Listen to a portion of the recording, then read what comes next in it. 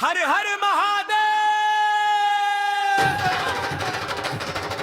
बोल बम बोल बम। हर हर महादेव।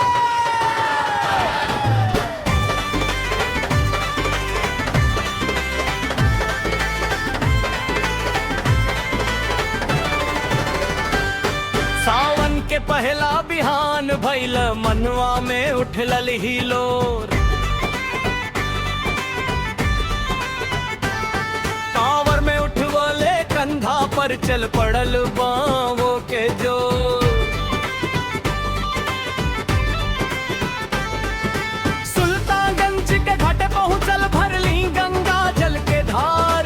भोले के नाम जपी जपी चढ़त पानी हमले बार बार। डगरिया कठिन सही जयकारा साथ चली। मन के थकान हरी दी है बाबा के एक झलल की। हर दोपहर हर समझ बस के आशा।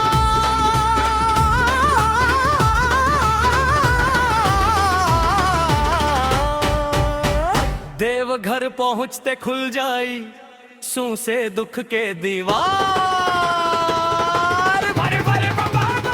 हर हर महादेव के नारा गूंजे कांवर लेके चली देवघर। कल्ला चढ़ाई भोले बाबा पूरा करी है सबके मन के आशा। हर हर महादेव के नारा गूंजे कांवर लेके चली देवघर। बाबा बैद्यनाथ के चरणन में मिल जाई सुख के घर।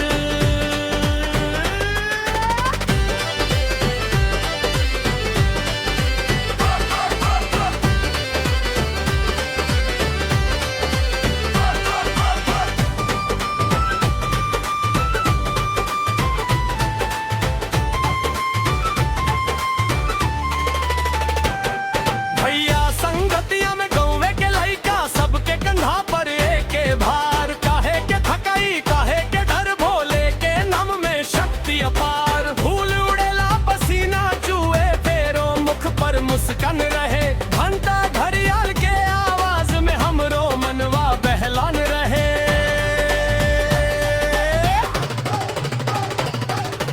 बोल हर हर चोरी से बोल कदम कदम पर बाबा।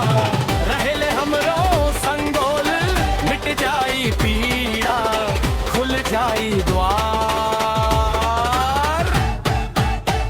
देवघर जाए के इच्छा रहत रहल हजार। हर हर महादेव के नारा गूंजे कांवर लेके चली देवघर। गंगा जल चढ़ाई भोले बाबा पूरी भरी है सबके मन के आशा। हर हर महादेव के नारा गूंजे कांवर लेके चली देवघर। बाबा बैद्यनाथ के चरण में मिल जाई सुख के घर।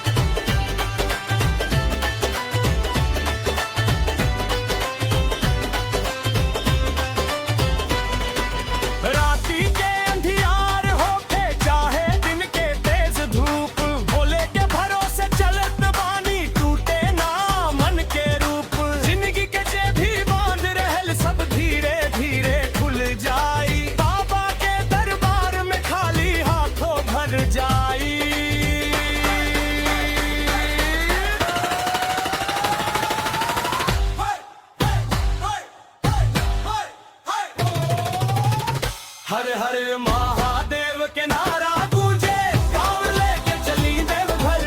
गंगा जल चढ़ाई भोले पूरा करी है सबके मन के आशा। हर हर महादेव के नारा गूंजे कांवर लेके चली देवघर। बाबा बैद्यनाथ के चरणों में मिल जाई सुख के घर।